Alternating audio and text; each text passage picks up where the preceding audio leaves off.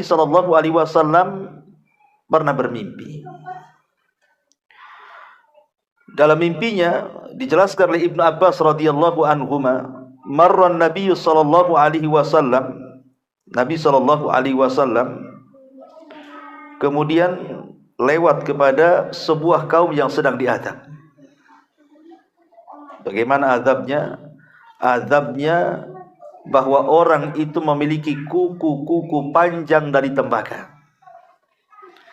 kemudian mencakar-cakar wajahnya sampai terkelupas daging dari tulangnya. Menakutkan dan mengerikan. Kemudian Nabi SAW mengatakan, "Mahadzat?" kepada Jibril. Siapa orang ini? Kenapa dia diazab seperti itu?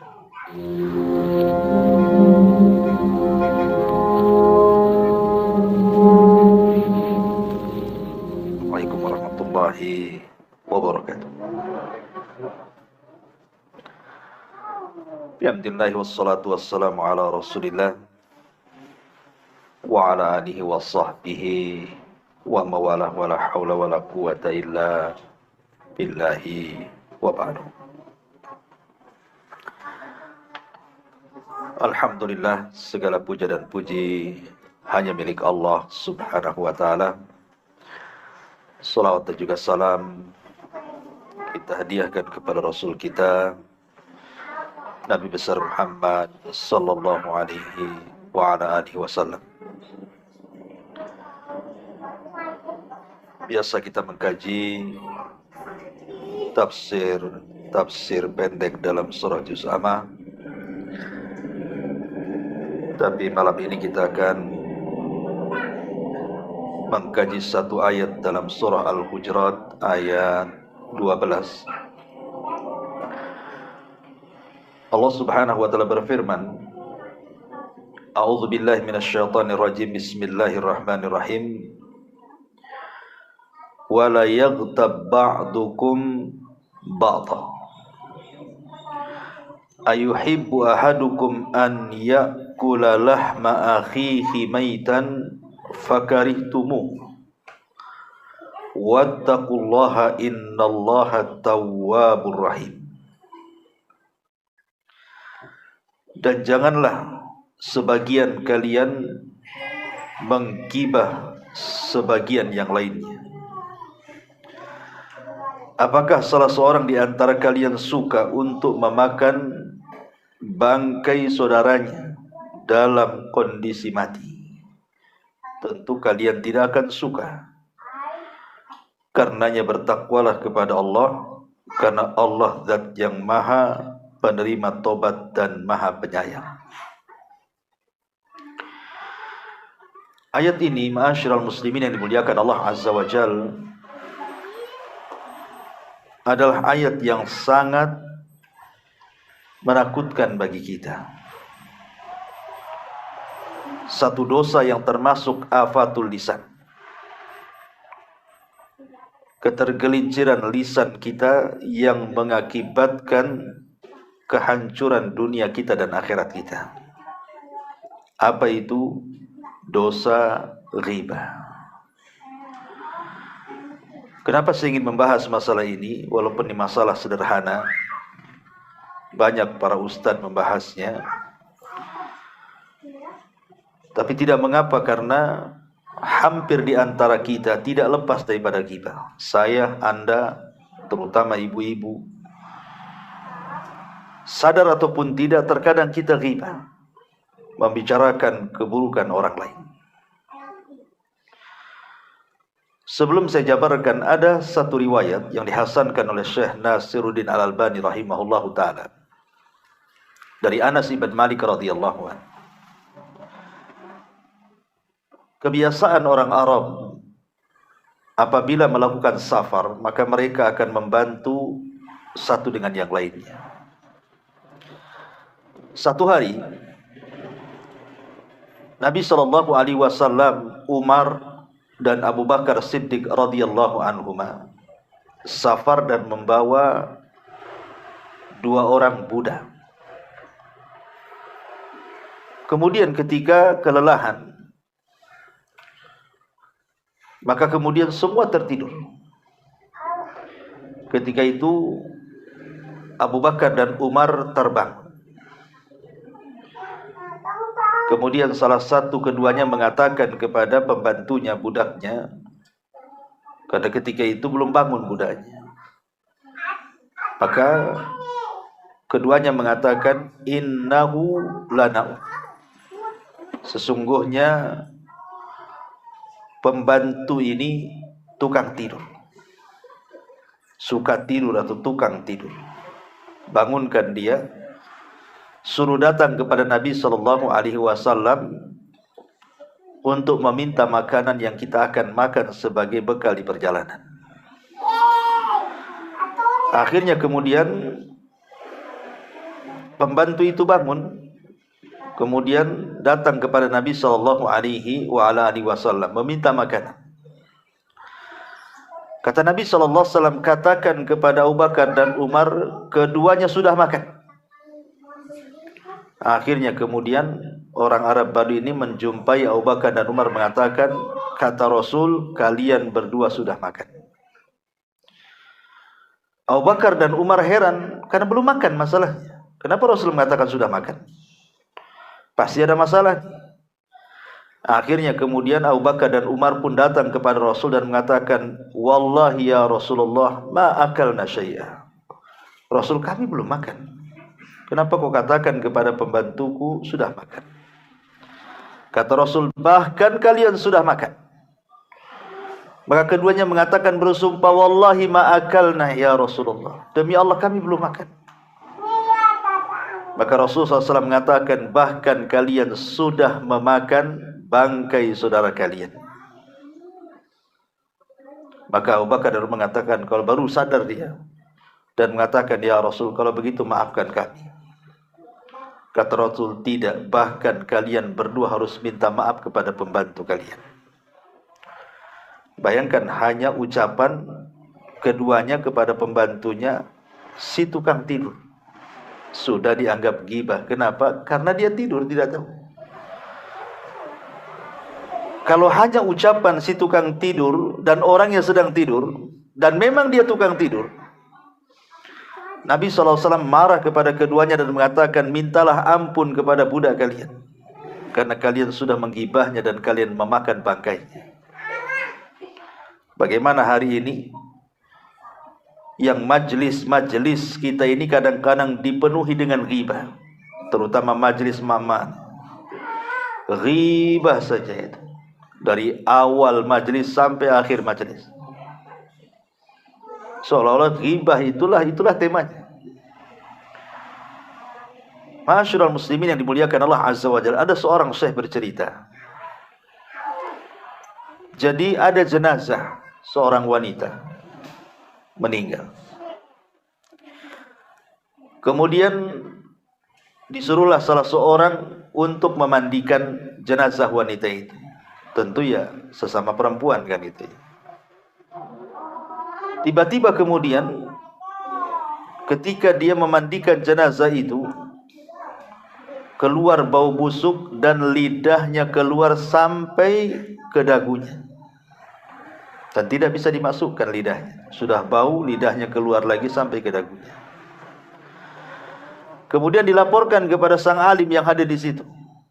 Apa yang harus dilakukan dengan lidahnya ini? Dimasukkan ke mulutnya tak bisa. Akhirnya kemudian saya berusaha bertanya, kok bisa? Sewaktu dia hidup lidahnya tidak seperti itu. Rupanya orang-orang di sekitar mengatakan, karena wanita itu ma'ruf, ratunya ghibah katanya. Terkadang Allah Subhanahu wa taala perlihatkan bagaimana azab di dunia. Orang yang ghibah saat kematiannya seperti itu. Naudzubillah. Makanya ibu jangan jadi ratu ghibah. Nanti lidahnya keluar saat mati pula. Ma'asyiral muslimin wal muslimat rahimani wa rahimakumullah. Bahkan satu hari Nabi SAW pernah bermimpi. Dalam mimpinya dijelaskan oleh Ibnu Abbas radhiyallahu anhuma, marra Nabi sallallahu alaihi wasallam, Nabi sallallahu alaihi wasallam kemudian lewat kepada sebuah kaum yang sedang diazab. Bagaimana azabnya? Azabnya bahwa orang itu memiliki kuku-kuku panjang dari tembaga, kemudian mencakar-cakar wajahnya sampai terkelupas daging dari tulangnya. Menakutkan dan mengerikan. Kemudian Nabi SAW mengatakan, "Mahadzan?" kepada Jibril. Siapa orang ini? Kenapa dia diazab seperti itu? Maka Nabi SAW mengatakan, itulah orang yang ketika di dunia suka. Maka itulah azabnya. Mereka mencakar-cakar muka-muka mereka sehingga terkelupas daging dari tulang. Dari sini kita tahu bahwa ghibah ini bukan perkara ringan. Bahkan termasuk daripada dosa-dosa besar. Terkadang kalau kita melihat ada tetangga yang membunuh dengan cara sadis, memutilasi, kita mencaci maki orang itu. Sadis sekali dia, jahat sekali dia, bengis sekali dia. Tapi ketika mungkin istri antum sedang menggibah orang lain, antum diam saja. Bukankah dosa ghibah dengan membunuh sama saja? Sama-sama dosa besar. Makanya Imam Zahabi rahimahullah dalam kitabnya Al-Kabair memasukkan ghibah itu termasuk minal kabair, dosa besar. Apa bedanya? Itu dosa besar. Dosa besar yang kadang-kadang kita tidak tahu itu dosa besar. Dosa yang tidak sadar orang sedang melakukan dosa besar itu ya ghibah. Ghibah itu tidak mesti dengan ucapan. Ghibah itu bisa dengan rumus, dengan isyarat, walaupun tidak ngomong. Kalau dalam rangka merendahkan orang lain. Seperti yang terjadi kepada Aisyah Ummul Mukminin radhiyallahu anha, dia cemburu dengan Safiyah. Safiyah madunya. Karena Safiyah itu cantik, masalahnya pendek. Aisyah merasa tinggi. Kemudian dia mengisyaratkan dengan tangannya, "Ya Rasul, hasbuka an Safiyata kada wa kada." Rasul, cukuplah Safiyah begini-begini. Hanya mengisyaratkan tangannya, Safiyah itu pendek, aku tinggi loh. Tapi tidak ngomong. Hanya mengisyaratkan dengan tangannya. Tapi Nabi SAW menganggap itu ghibah. Dan mengatakan kepada Aisyah radhiyallahu anha, "Ya Aisyah, laqad qulti kalimatan law mujizat bihal bahru lamazazathu." Wahai Aisyah, engkau sudah mengucapkan satu kalimat yang kalau satu kalimat itu dilempar kepada seluruh air lautan, niscaya akan mencemari seluruh air lautan. Padahal satu kota Batam, kalau seandainya melempar sampah ke lautan, belum tentu satu lautan itu tercemari. Ya mungkin laut sekitar Batam saja yang tercemari. Tapi satu kalimat ghibah bisa mencemari seluruh air lautan. Dahsyatnya itu akan dosa ghibah itu. Sufyan Ats-Tsauri rahimahullahu ta'ala ketika menyebutkan persoalan ghibah dalam Al-Quran, ghibah di dalam Quran itu disebutkan 3 macam. Ada dalam bentuk ghibah, ada dalam bentuk dusta, dan ada yang dalam bentuk al-ifku. Apa itu? Pertama, ghibah. Ghibah ma'ruf. Ghibah itu menyebutkan saudara kita dari keburukannya yang kalau dia dengar dia tidak suka. Kita menyebutkan sesuatu tentang saudara kita, dan umumnya biasanya keburukan. Kalau dia dengar dia nggak suka, itulah ghibah. Kalau dusta itu, kita menyebutkan sesuatu yang tidak ada pada saudara kita, kita ceritakan. Itu ghibah juga, tapi plus dusta. Kalau ghibah kan memang betul-betul ada pada dia. Ya, betul-betul ada pada dia. Seperti tadi kisahnya Abu Bakar kan, memang budaknya itu tukang tidur. Sehingga kemudian dikatakan fa innahu lanaum, orang itu tukang tidur. Memang betul tukang tidur kan? Tapi itu dianggap ghibah. Ghibah itu menceritakan sesuatu yang memang ada pada dia. Tapi kalau dia dengar gak suka, itu namanya ghibah. Tapi ada yang ghibah plus dusta. Kita menceritakan orang lain padahal gak ada pada diri dia, kita ceritakan pada orang. Itu 2 kuadrat tuh dosanya. Ghibah, dusta lagi dalamnya. Ada namanya al-ifku, ini parah lagi. Kita mendengar berita dari orang belum di cross check sudah diceritakan sama orang. Itu namanya kabar berita dusta. Makanya Rasul mengatakan kafa bil mar'i ithman an yuhadditsa bi kulli ma sami. Cukuplah orang itu melakukan dosa kalau menceritakan setiap yang didengar. Jangan menceritakan sesuatu yang didengar. Pastikan dulu berita itu. Kalau bahasa sekarang ini nyebar hoax antum itu. Sekarang ini lagi tren nih hoax nih kan, ini kan tahun politik masalahnya. Ini kan sebar hoax sana sini untuk menjatuhkan lawan politiknya, maka dibuat berita-berita macam-macam, difitnah dengan segala macam supaya dia yang terpilih lawan politiknya jatuh. Ini bahaya. Itu namanya ghibah kuadrat namanya. Kenapa? Karena korbannya satu masyarakat Indonesia, bahkan dunia lagi itu. Satu dua tuh. Gimana tobatnya? Masyaallah muslimin yang dimuliakan Allah Subhanahu wa taala. Taib. Apa sih penyebab ghibah? Yang pertama dhaful iman. Karena iman yang lemah. Kalau iman kuat itu, insyaallah orang itu tidak akan ghibah. Karena takut kalau seandainya dia ghibah, ada balasannya di dunia dan akhirat. Karena ada kaidah yang mengatakan kama tadinu tudan. Sebagaimana engkau menggibah orang, nanti Allah kirim orang yang menggibah kita. Orang yang kuat iman insyaallah dia tidak akan menggibah. Yang lemah iman itulah yang suka gibah. Yang kedua, berkawan dengan orang yang tukang gibah. Kawan yang buruk. Makanya Bu hati-hati. Jangan berkawan dengan ratu gibah. Ibu jadi ratunya kedua nanti. Dan suami akan ditanya. Antum akan ditanya. Jangan salah, antum akan ditanya di hadapan Allah. Soal istri antum berkawan dengan siapa? Makanya antum harus cerewet. Kalau tahu teman istri antum tukang gibah, antum larang. Jangan kau pergi ke sana. Kau pergi tanpa dosa, pulang berdosa gitu. Larang, karena akan ditanya. Ini enggak, antum pula malah sengaja itu ngompori. Tadi gibah apa di sana? Ngomong apa? Ada berita terbaru enggak? Ya. Masyaallah muslimin yang dimuliakan Allah Azza wa Jalla. Jadi jangan berkawan dengan tukang gibah. Nanti kita ini jadi tukang gibah jadinya. Bahkan kalau bisa mendengar pun tidak. Hasan Al-Basri rahimahullahu ta'ala satu hari bermimpi.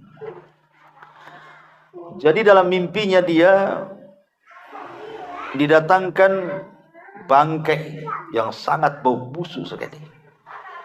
Kemudian dikatakan kepada Hasan Al-Basri, makan bangkai itu. Dia bilang, kan enggak mungkin saya makan. Itu bangkai busuk. Makan. Tidak, saya tidak akan makan. Dan apa salah saya kenapa harus makan bangkai itu? Maka dikatakan karena engkau redha dengan orang yang menggibah katanya. Dia mengatakan aku tidak mengatakan sesuatu. Aku hanya mengatakan yang baik dan aku mencegah yang buruk katanya. Tapi dikatakan tidak, karena engkau membiarkan dan engkau mendengar orang yang menggibah katanya. Yang dengar saja bayangkan ada ancamannya. Makanya kenapa Allah Subhanahu wa taala mengatakan fa'arid anhum hatta yahudu fi haditsin ghairi. Kalau ada di majelis itu yang sedang gibah, antum langsung pergi, ma'assalam, assalamualaikum. Kalau antum tidak bisa menasihati orang di majelis itu dan mengatakan jangan gibah, antum pergi dari situ. Antum cari alasan yang lain, pergi dari situ. Kecuali kalau antum bisa menasihati, janganlah gibah di sini, kepalain aja kan itu. Tapi kalau tidak bisa, pergi. Karena mendengar dan kita suka, apalagi kemudian redha, itu sama juga dengan gibah itu hukumnya. Padahal kita tidak ngomong, hanya menikmati gibahnya orang. Hukumnya sama. Makanya ini yang kedua. Yang ketiga, hasad. Biasanya yang menjadikan kita gibah itu hasad. Ibu-ibu satu dengan yang lainnya. Kenapa ya tetangga itu ya kerja biasa-biasa saja, mobil gonta-ganti, padahal dia charter, bukan mobil dia kan gitu. Mungkin dia charter, mungkin kan banyak tamu ya. rumahnya, kemudian mulai naik. Kok bisa ya dia naikkan? Jangan-jangan punya tuyul. Jadi mulai itu, ya. Hasad inilah yang membangun ghibah. Jangan pernah hasad. Karena halakal hasid qoblal mahsud. Orang yang hasad itu biasanya lebih binasa daripada orang yang dihasadi. Orang yang dihasadi lo tenang-tenang aja. Dia bangun rumah tenang, yang hasad sakit kepala. Kenapa bisa bangun rumah dia? Orang yang dihasadi itu lo tenang-tenang saja, rumahnya dinaikkan jadi 2 lantai. Orang yang hasad pening kepala, naik tensi. Dia naik rumah ini naik tensi. Orang gibah tuh. Terakhir apa? Dia punya beli kendaraan setruk pula dia. Coba bayangkan. Makanya ini hindari hasad, karena hasad ini yang membangun gibah. Harusnya kita katakan kalau saudara kita, tetangga kita ini mampu membangun rumah, mampu membeli kendaraan, mampu membeli perabotan yang mewah, kita katakan alhamdulillah, Allah telah memberikan rezeki kepada tetangga saya. Ya Allah, berikan rezeki yang jauh lebih baik daripada dia. Harusnya begitu. Ya. Jangan malah kemudian bercita-cita menghilangkan nikmat orang. Kemudian yang ketiga, terlampau cinta dunia. Akhirnya ghibah. Kita punya usaha karena cinta dengan dunia, tidak percaya takdir. Tiba-tiba sebelahnya buka toko, sama pula jualan. Laris pula dia, kita tak laris. Mulai lo ghibah kita. Jangan-jangan pakai ini. Jangan-jangan dukun Banyuwangi. Kok Banyuwangi pula. Jangan-jangan begini, jangan-jangan begitu. Ya. Jadi kadang-kadang kemudian gara-gara hirsud ala dunia ini, semangat dunia, ketika dia collab, orang lain maju, wah mulai itu. Macam-macam di otak dia itu. Kemudian yang kelima, al-faragh, waktu luang yang tidak dimanfaatkan. Mungkin lagi antum libur minggu yang kerja di PT gitu ya. Harusnya waktu libur kumpul dengan keluarga, ambil ya manfaat apa kan itu ya, jalan ke sana kemari. Ini enggak, malah ketemu kawannya gibah sana, gibah sini, gibahin bosnya, gibahin kawan kerjanya dan begitu seterusnya. Maka inilah 5 sebab kenapa sampai terjadi ghibah. Ma'asyiral muslimin yang dimuliakan Allah Azza wa Jalla, ghibah ini ada ukubahnya, ada balasannya. Tidak di dunia, di akhirat. Atau boleh jadi di dunia ada azabnya, di akhirat dia dapat juga azabnya.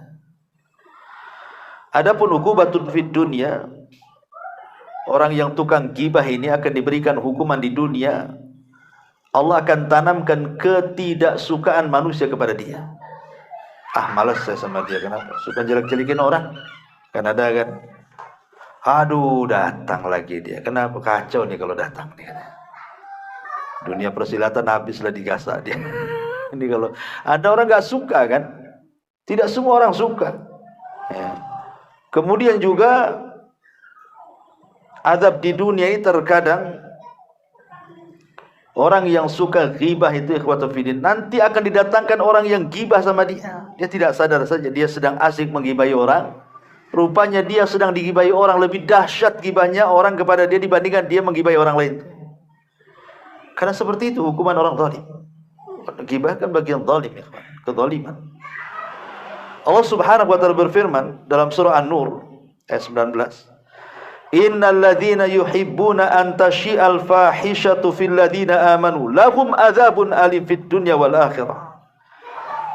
Sesungguhnya orang-orang yang suka menyebar keburukan terhadap orang-orang yang beriman di tengah-tengah manusia, maka akan datang azab bagi mereka yang pedih di dunia dan azab yang pedih bagi mereka di akhirat.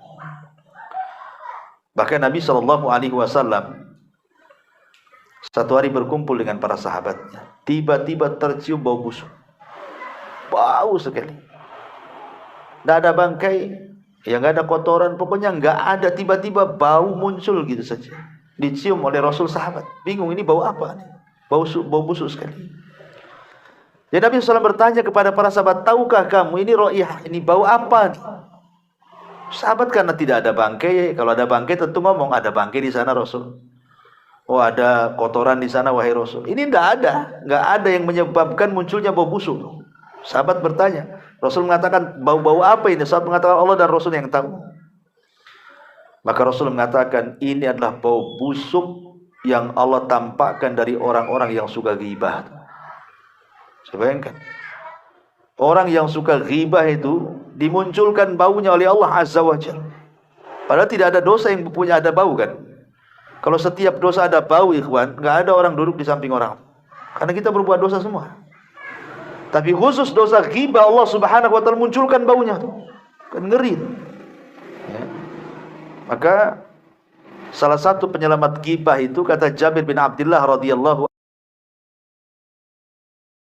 anhu, lisan, tahan lisan.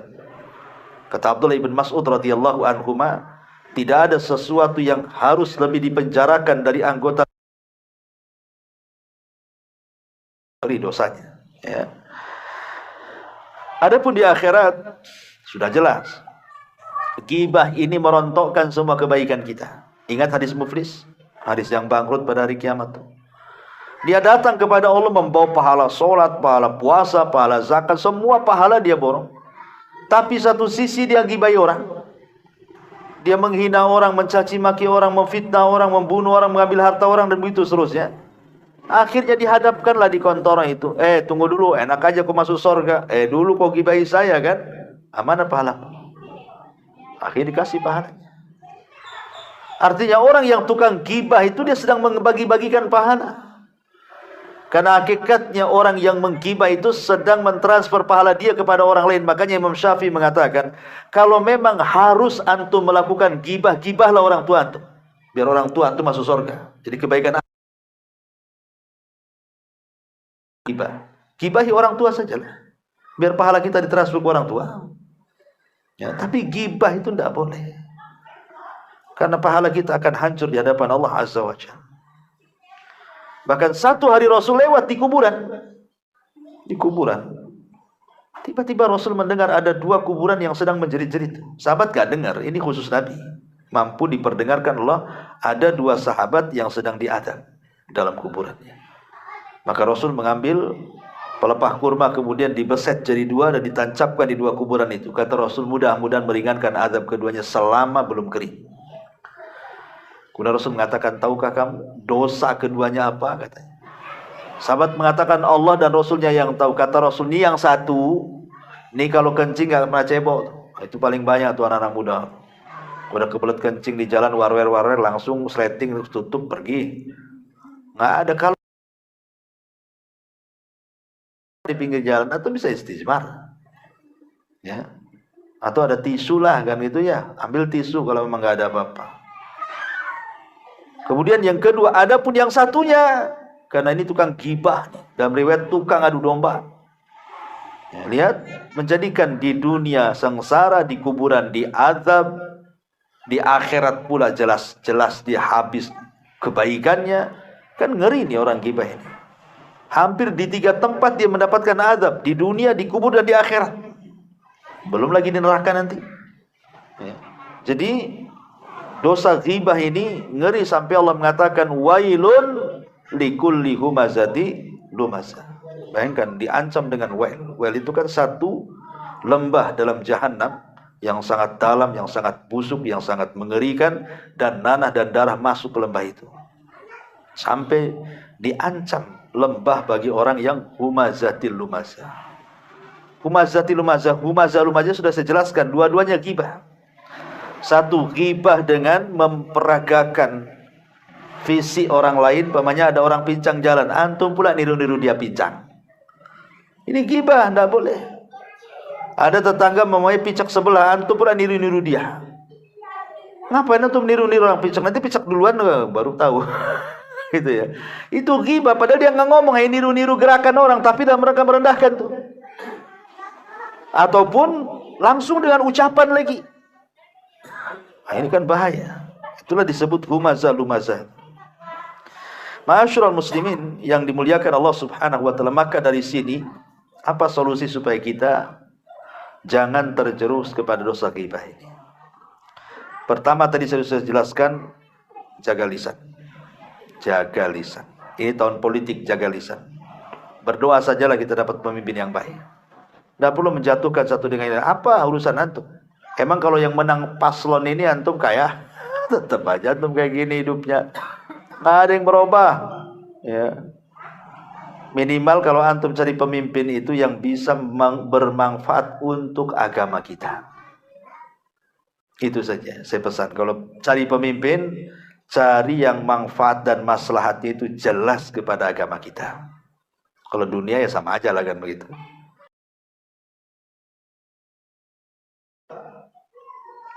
Kata para ulama, berusaha untuk at-taubatan nasuha. Taubat dengan betul-betul taubat. Cara taubat dengan betul-betul taubat apa? Datang kepada orang yang antum gibai, minta maaf. Tapi kalau seandainya orang yang digibahi itu kalau kita terus terang kemudian dia akan mendatangkan keburukan kepada kita, ulama mengatakan tidak perlu. Jadi namanya kalau orang yang berakal nih, yang kita gibah berakal orangnya. Kalau kita datang insya Allah dia maafkan. Datang, minta maaf. Tapi ada tipe-tipe orang gak berakal kan? Ya kita sudah salah memang, tapi orang yang digibah itu kadang-kadang gak terima. Akhirnya gara-gara kita terus terang dia menggibahi dia, akhirnya dia emosi, akhirnya memutus silaturahim dengan kita. Tidak mau negor dengan kita, akhirnya pindah rumah pula kan gitu kan. Kan madaratnya lebih besar tuh. Kalau memang dengan seperti itu kita mau minta maaf, tapi madaratnya akan lebih besar daripada gibah kita, maka cukup antum beristighfar, mintakan ampun dosa-dosa saudara kita. Kita beristighfar dan kita minta dosa dia juga diampuni. Yang kedua, yang tadinya kita memburuk-burukan dia, kita ngomong baik tentang dia. Ya, citranya itu dipulihkan. Dulu kita merontokkan citranya, kita bangkitkan. Ya, jadi sebutkan kebaikan dia terus. Terus minta kepada Allah Azza wa Jalla. Tapi kalau dia memang orang berakal, terus datang. Minta maafnya, minta maafnya, minta maafnya. Harus bagaimana lagi saya sudah minta maaf sama antum, kok antum gak memaafkan? Besoknya lagi datang lagi sampai dia memaafkan. Kalau yang berakal kan itu. Kalau enggak ya tadi saya katakan tidak usah.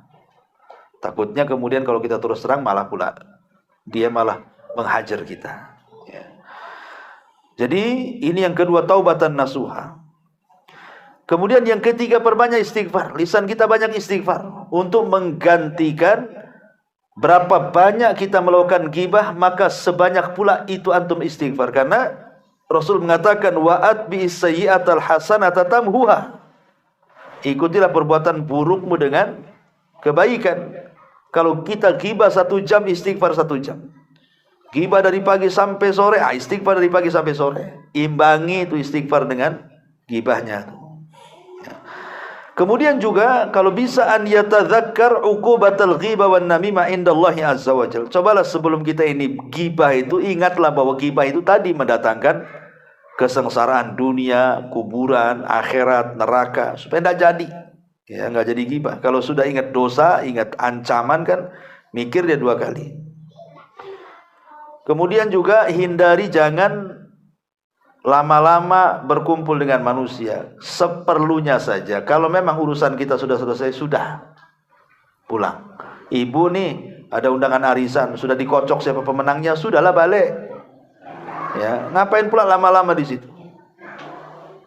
Awalnya ngocok-ngocok itu kan, nomor terakhir ngocok-ngocok tetangganya. Nah, mulai itu dikocok-kocok tetangganya. Ini kan mulai gibah. Kadang-kadang ibu ini, mungkin kalau laki-laki jarang ya, gibahnya lebih parah laki-laki sih. Cuman maksudnya, yang banyak gibah itu perempuan yang aneh. Dia selalu komentar. Ini ada orang jalan nih.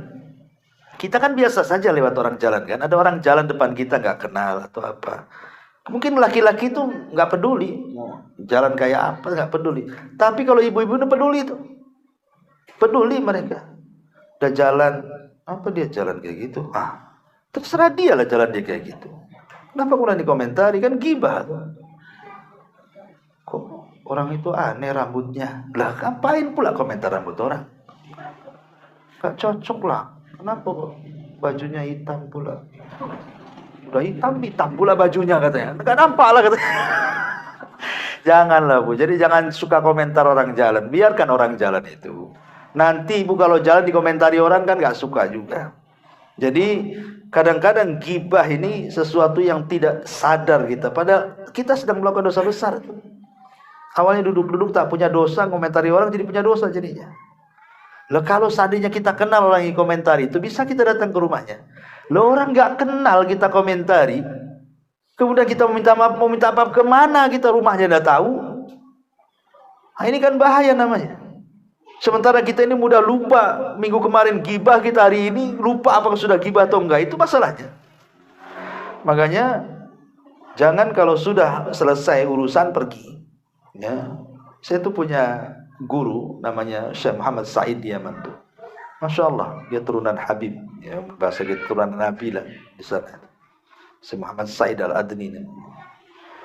Itu istrinya terkenal tuh, sangat baik akhlaknya. Salah satunya apa? Tidak suka kumpul dengan majelis akhwat. Kalau ada yang mulai ngomong gibah, langsung cabut. Ya, kayak gitu bu. Kalau sudah mulai ngomongin orang tuh, langsung pergi bu. Tinggalkan dia, biar dia gibah sama karpet aja tuh. Ya kan? Ya gibah sendirian. Jangan ada lawan. Ya, jadi ini juga yang harus dipahami. Kemudian juga selain daripada itu, istish'ar bi muraqabatillah. Hadirkan muraqabah, bahwa setiap ucapan kita itu dicatat raqib dan atid. Bukan kalau yang mengatakan mayal fidu min qaulin illa ladaihi raqibun atid. Tidaklah satu lafaz yang kita keluarkan kecuali dicatat raqib dan atid. Raqib dan atid itu akan mencatat semua perkataan kita yang mengandung dosa, semua perkataan kita yang mengandung pahala, atau semua perkataan kita yang tidak mengandung dua-duanya. Tetap dicatat. Jangan salah. Tidak ada yang tersisa kecuali dicatat. Walaupun di akhirat yang dihisab itu yang mengandung dosa ataupun pahala saja, tapi semua akan dicatat tuh.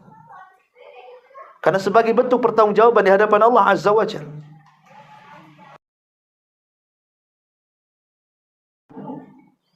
Itu saja dicatat. Imam Ahmad ibn Hanbal rahimahullahu ta'ala ketika detik-detik sakaratul maut itu, dia merasakan sakit sehingga dia mengerung. Aduh. Murid di sebelahnya mengingatkan, ya Imam, innal anin kalimah wal kalimatu yuktab wal kalimatu tuktab.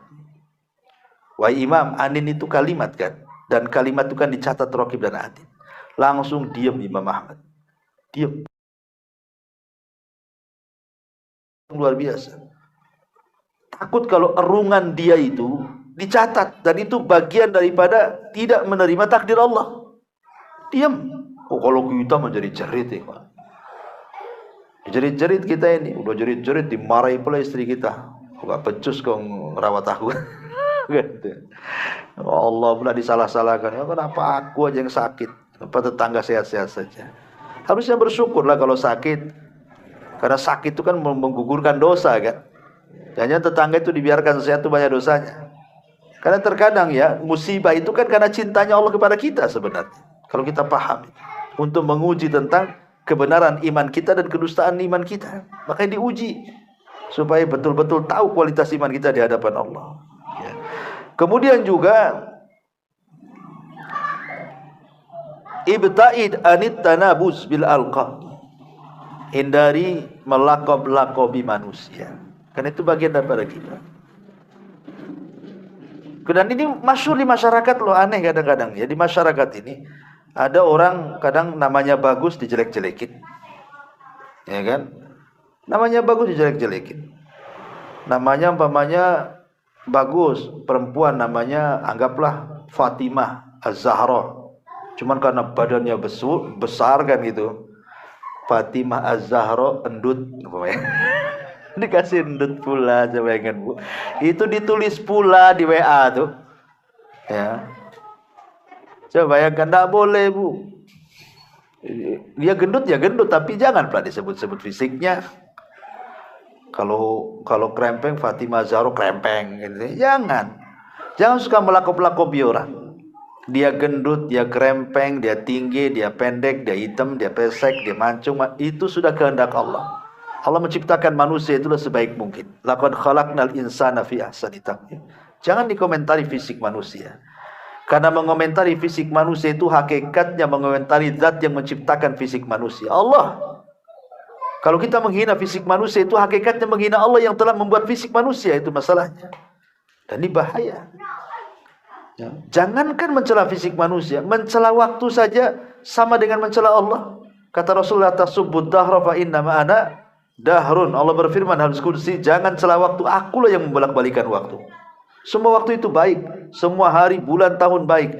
Kalau mencela waktu saja tidak boleh, apalagi mencela fisik orang, itu ghibah namanya. Maka hindari melakop-lakopi orang. Hindari. Ya, karena ini banyak di masyarakat, Masya Allah. Saya ini ngeri kadang-kadang. Kalau masyarakat melakop-lakop orang itu luar biasa. Ya. Kemudian juga ihris ala maslahatil muslimin katahdzir minasyarri binusi wal irsyad. Berusaha untuk memperbaiki kaum muslimin dengan cara mentahdzir, memperingatkan untuk tidak berbuat buruk, menasihati dan begitu seterusnya. Jadi kalau memang ada orang ghibah, kalau bisa nasihati. Dan jangan lupa kalau kita sudah bermajelis, namanya majelis kumpul-kumpul orang ya, ngobrol satu dengan yang lain, itu terkadang tanpa sadar kita menggibahi orang kan. Entah gibah politik, atau gibah tetangga, atau gibah orang kerja, atau sesama kawan dan begitu seterusnya. Maka sebelum bubar itu di sana ada doa kafaratul majlis.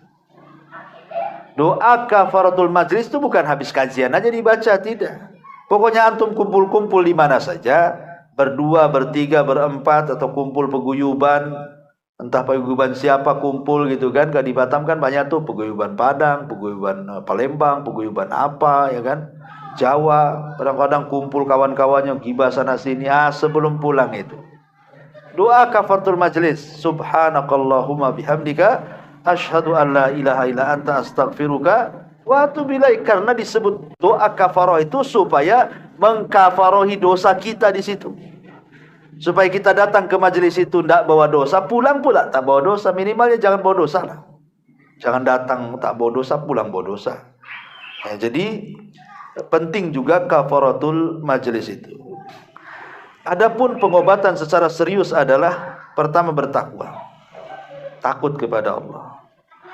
Yang kedua, jangan sibukkan mengurus aib orang, sibukkan aib diri sendiri. Kadang aneh kita ini, kita lu banyak aibnya, sibuk pula aib orang dibongkar-bongkar. Ikhwan, Allah subhanahu wa ta'ala memuliakan kita itu karena Allah nutup aib kita. Kalau aib kita sampai terbongkar, habis kita. Lah salah satu membongkar aib sendiri adalah ketika kita membongkar aib orang tuh. Karena Allah yang mengatakan man satara musliman satarahullahu yaumal qiyamah. Ataupun Allah Rasul mengatakan la tattabi'u aurata akhi wa man yattabi aurata akhi yattabi'u auratahu walau kana fi baitihi, kata Rasul. Jangan suka mencongkel-congkel aib saudaranya. Nanti Allah congkel aib walaupun dalam rumah.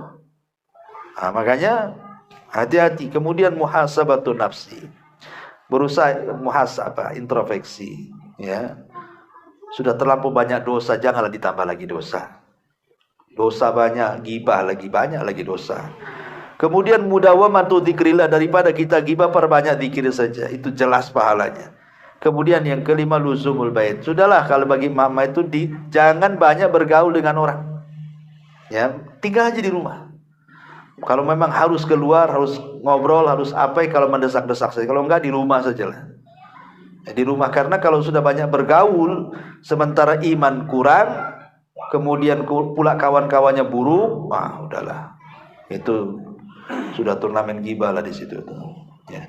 Ma'asyiral muslimat yang dimuliakan Allah Azza wa Jalla. Tetapi yang terakhir yang ingin saya bahas adalah boleh seseorang itu ghibah tapi dalam beberapa kondisi saja. Pertama, ya, boleh seseorang ghibah itu kalau kita didolimi. Antum didolimi, maka boleh antum menceritakan ke saya, Ustaz, saya didolimi si A. Jelek sekali dia itu, kenapa dia melakukan ini itu. Kan sama aja menceritakan buruknya orang kan. Tapi antum menceritakan karena antum merasa didolimi, terpaksa harus mencurhat sama orang. Yang kedua, yang dibolehkan ghibah itu adalah ketika mencegah kemungkaran ataupun mencegah maksiat orang. Pokoknya saya ngomong, Gimana ya kita ngomong Pak RT lah, ini sebelah ini tukang mabuk.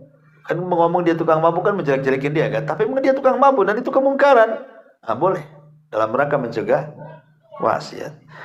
Yang ketiga, boleh juga dalam rangka istifta, meminta fatwa. Di majelis hakim, meminta fatwa. Ini istri saya Ustadz gini. Kan diceritakan keburukannya. Tapi minta fatwa ya untuk supaya kebaikan keluarganya.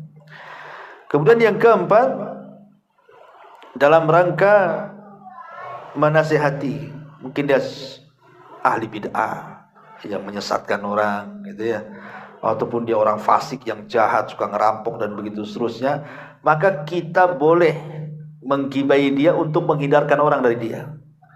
Jangan berkawan dengan dia, sesat kamu. Jangan berkawan dia, jadi maling, itu maling itu dia itu. Gitu ya, boleh ya. Kemudian yang kelima, boleh kita ini menggibahi kalau dalam rangka mencari alamat dan antum tidak bisa membedakan satu dengan yang lain karena banyaknya nama yang sama. Antum nyari nama Pak Udin di perumahan ini, ada 10 pula nama Pak Udin di sini.